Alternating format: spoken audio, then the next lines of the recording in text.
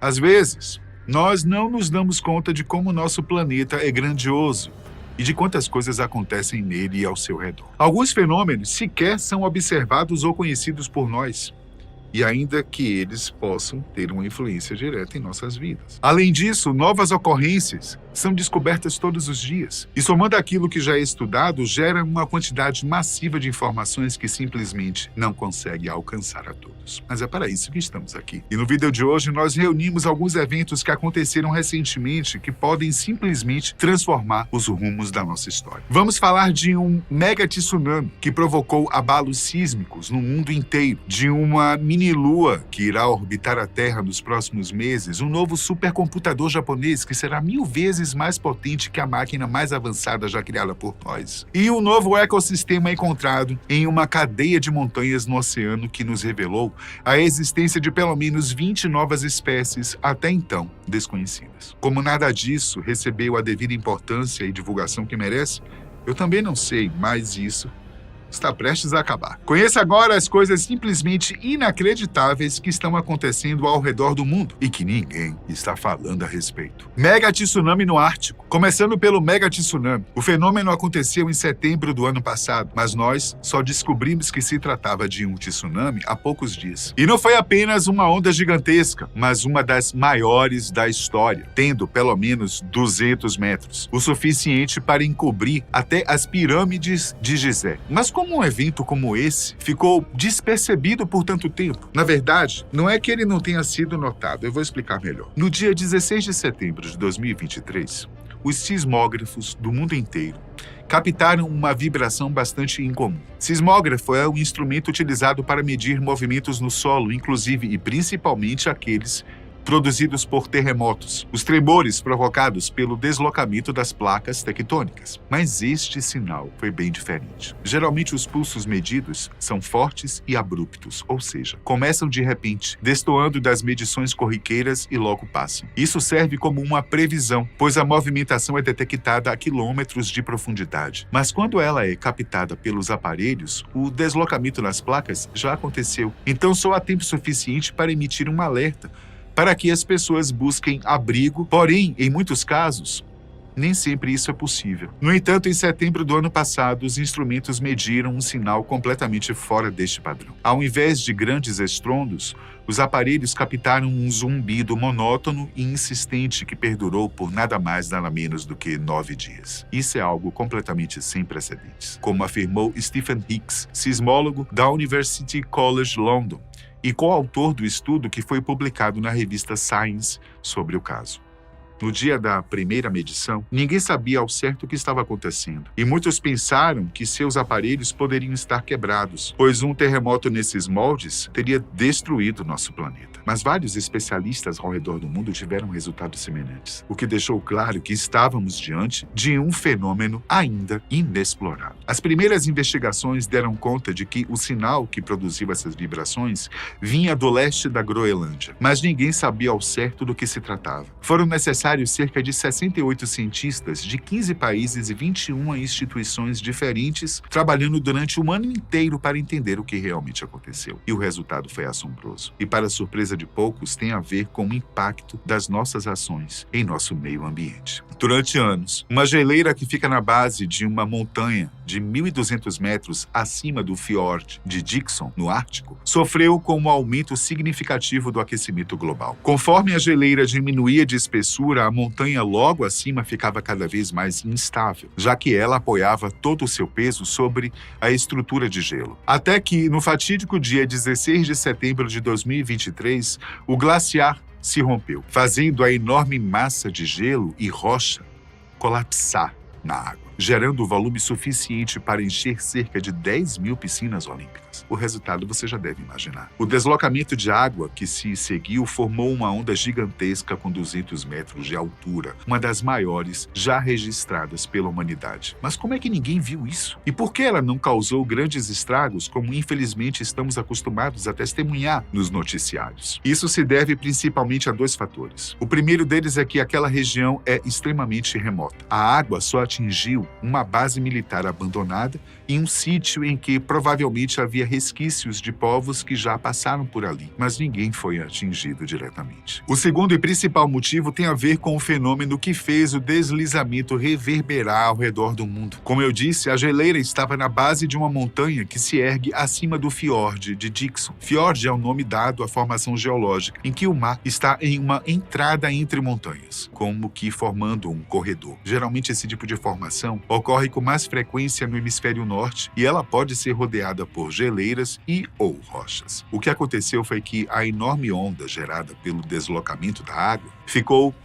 represada nesse corredor, balançando de um lado para o outro em um intervalo de 90 segundos. Na verdade, existe até um nome para isso, seiche, que é justamente o movimento rítmico de uma onda em um espaço fechado, que pode ser replicado em uma pequena escala como em um copo ou uma banheira. Mas o poder da onda desse mega tsunami foi tão grandioso que esse movimento ritmado fez a Terra toda tremer por mais de uma semana, literalmente. Os cientistas nem sabiam que um seiche poderia durar tanto tempo, por isso foi tão difícil investigá-lo. Esse evento criou um novo paradigma para as preocupações relacionadas às mudanças climáticas. Todos sabemos que nosso planeta está aquecendo constantemente e que isso pode gerar e já está gerando graves consequências, como o aumento do número e intensidade das tempestades, períodos de seca e calor mais duradouros e severos, aumento no nível do mar, aumento nos níveis de incidência de radiação solar, sem contar nos impactos causados no ecossistema, por conta das espécies que irão perecer por não conseguir se adaptar a essas mudanças. Agora estamos face a face com uma nova possibilidade. Outros tsunamis já foram desencadeados pelo rompimento de geleiras, como aconteceu em junho de 2017 na Groenlândia. Essas ondas gigantescas têm o potencial de causar estragos, assim como aquelas provocadas por maremotos,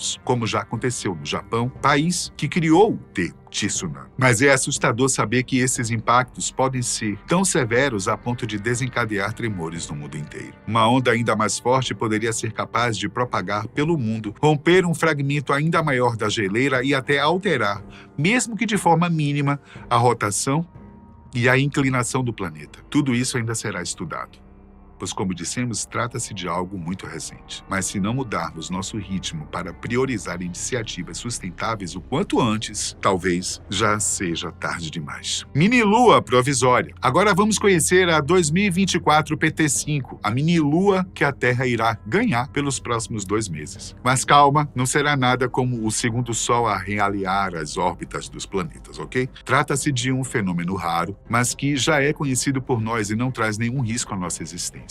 Uma lua ou satélite natural é um objeto espacial que se forma de maneira natural e orbita um planeta. O maior exemplo que nós temos é a nossa Lua. É claro, mas existem outros exemplares famosos, como é o caso da Europa, uma das 79 luas de Júpiter, onde já foi encontrado gelo e que talvez tenha até um clima parecido com a Antártida. Bom, pelo menos é o que dizem as previsões. O objeto 2024 PT5 foi detectado pela primeira vez no dia 7 de agosto, pelo sistema de alerta Atlas, um conjunto de telescópios ao redor do mundo que varre o céu em busca de ameaças. E vale destacar que algo muito curioso aconteceu durante as investigações. Por conta de algumas das suas características, inicialmente os cientistas pensaram que se tratava de um pedaço de lixo espacial, alguma parte de nave ou satélite que se desprendeu do equipamento original e está à deriva no espaço. E isso é muito mais comum do que se possa imaginar, viu?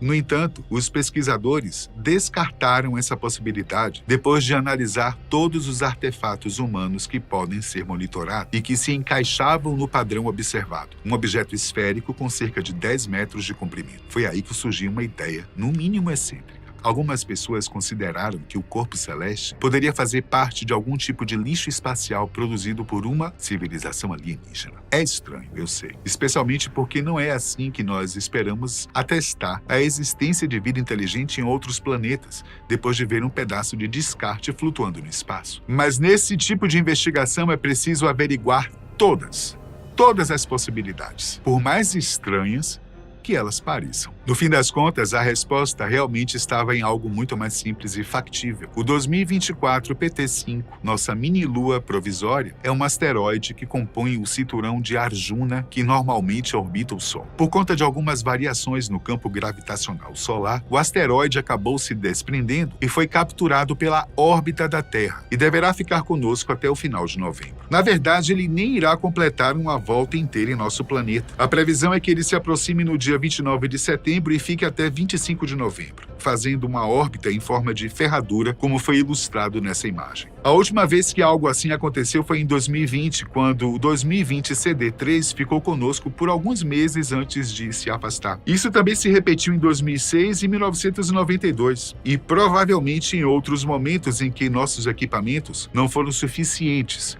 para detectar as aproximações. Isso acontece porque asteroides desse tipo são muito pequenos em escalas universais. Para nós, eles parecem grandes. 10 metros é aproximadamente o tamanho de um ônibus ou um caminhão, mas para o cosmos, isso é praticamente desprezível, especialmente por conta da distância que ele estará de nós. Seria como tentar enxergar uma agulha do outro lado do mundo com uma lupa. Então, não seria possível ver a segunda lua com binóculos, lunetas e telescópios amadores. Apenas com equipamentos profissionais de última geração, como é o caso do grande telescópio que fica em Sunderland, na África do Sul. Depois de se afastar e de ser influenciado pelas gravidades de outros corpos, nossa mini-lua irá se aproximar novamente, sabe quando? Em 2055. Quem sabe até lá nós não teremos algum aparelho menor e mais popular para observá-la.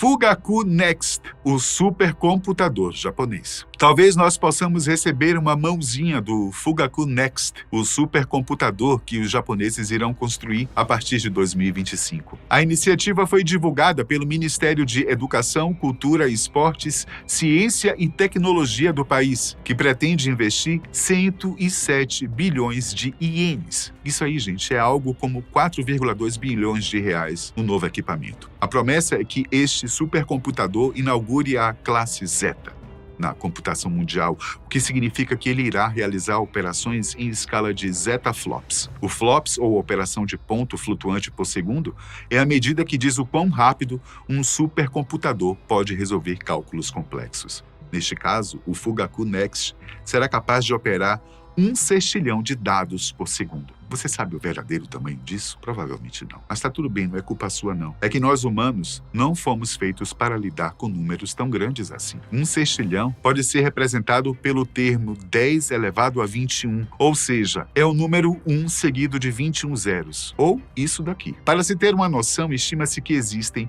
100 bilhões de planetas na Via Láctea, um número 400 mil vezes menor. Nossas melhores teorias atuais indicam que existem por volta de 70 sextilhões de estrelas em todo o universo, o que significa que o Fugaku Next poderia computá-las em pouco mais de 1 minuto. Isso se todas elas pudessem ser observadas com nossos instrumentos, é claro. Deu para ter uma noção do que a gente está falando? Isso é revolucionário. E não é a primeira vez que os japoneses fazem algo desse tipo. Em 2020, as empresas Riken e Fujitsu, as mesmas que estão por trás dessa nova empreitada, criaram o supercomputador Fugaku, que foi o mais potente do mundo até 2022. Ele foi montado em 400 racks, juntando cerca de 150 mil CPUs, o que gerou um nível de processamento nunca antes visto. Em 2022 foi a vez dos americanos passarem à frente com o Frontier, o supercomputador que é capaz de atingir 1,2 exaflops de processamento, sendo considerado o mais rápido da atualidade. Já o Fugaku Next, o sucessor dos japoneses, deverá trabalhar com pelo menos 1 zetaflop, sendo 1000 vezes mais potente que o seu atual concorrente. Agora, quais serão os impactos disso para nós? Sinceramente, é até difícil prever. Sabemos que estas novas gerações de supercomputadores irão trabalhar de forma integrada com a inteligência artificial, o que indica que estamos próximos de desenvolver uma IA geral, uma entidade capaz de controlar a maior parte dos nossos sistemas eletrônicos. A supercapacidade de computação do Fugaku Next também deverá ser usada para rodar modelos complexos sobre o nosso universo, ajudando a identificar futuras casas potenciais, além de auxiliar a busca por vida extraterrestre inteligente e de avançar nossas teorias da física, astronomia, cosmologia, por aí vai. Além disso, os japoneses também deverão usá-lo para fomentar as pesquisas científicas em todas as áreas,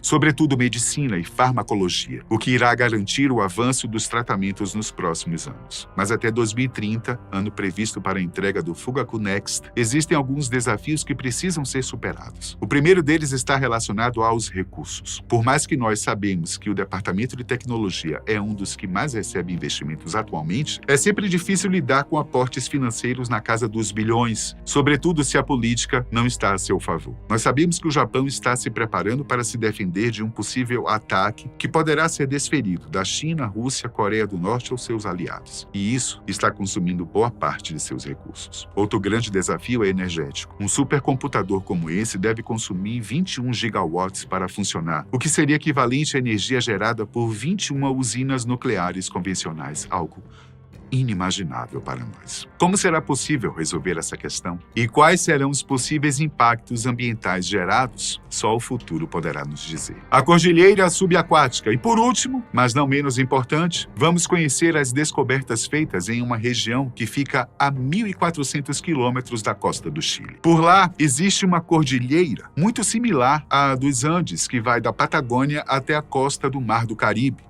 exceto porque ela é bem menor e está submersa no Oceano Pacífico. A Cordilheira de Nasa, como está sendo chamada, se estende desta área próxima ao Chile até a Ilha de Páscoa, onde estão os Moais, as mais de 900 estátuas enigmáticas de rostos humanoides. Nesse conjunto de montanhas, ao menos uma se destaca. Um monte de pelo menos 3.000 metros, que é o maior que o Monte Olímpio, que fica na Grécia, e possui quase o mesmo tamanho de um dos vulcões mais famosos do mundo, o Monte Fuji, no Japão. A cordilheira foi descoberta através dos esforços da Schmidt Ocean Institute, uma fundação sem fins lucrativos que se dedica à exploração marinha. Os pesquisadores usaram um sistema de sonar montado sob o casco de um navio para mapear o leito oceânico e, ao se deparar com esta formação inusitada, enviaram um ROV, uma espécie de drone, para investigar mais de perto. E as descobertas foram surpreendentes. A equipe conseguiu documentar um polvo Casper branco fantasmagórico, uma espécie muito rara de águas profundas que nunca havia sido observado nessa região. Além disso, eles avistaram 2 sifonóforos, mais conhecidos como monstros de espaguete voadores, que, ao julgar pelas imagens, fazem jus ao seu apelido. Também foi observada uma nova espécie de polvo, provavelmente da família do fantasminha Casper, que ainda nem recebeu o nome científico. Houve também um exemplar de lula que foi capturada pela análise e que tem muito potencial para ser uma nova espécie. Ao todo, existem 20 candidatos que podem aumentar a lista dos animais conhecidos pela humanidade. Tudo isso serve para nos lembrar o quanto nós ainda precisamos conhecer o nosso próprio planeta. Menos de 30% do leito dos oceanos já foram mapeados, e eles representam 70% da superfície da Terra, ou seja, ainda existe muito para ser feito. Até a E próxima. aí, gostou do vídeo? Se sim, não se esquece de deixar o seu like, porque isso nos ajuda muito a continuar trazendo conteúdos como esse para você. Ah, e se ainda não está inscrito, aproveite agora mesmo e clique no botão de inscrever-se. Ative o sininho para ser o primeiro a receber nossas atualizações e não perder nenhum detalhe dos bastidores que revelamos aqui no Em Off. Compartilhe esse vídeo com seus amigos e deixe aqui nos comentários o que achou ou qual tema você quer ver por aqui. A sua participação é muito importante para a gente. Nos vemos no próximo vídeo. Até lá!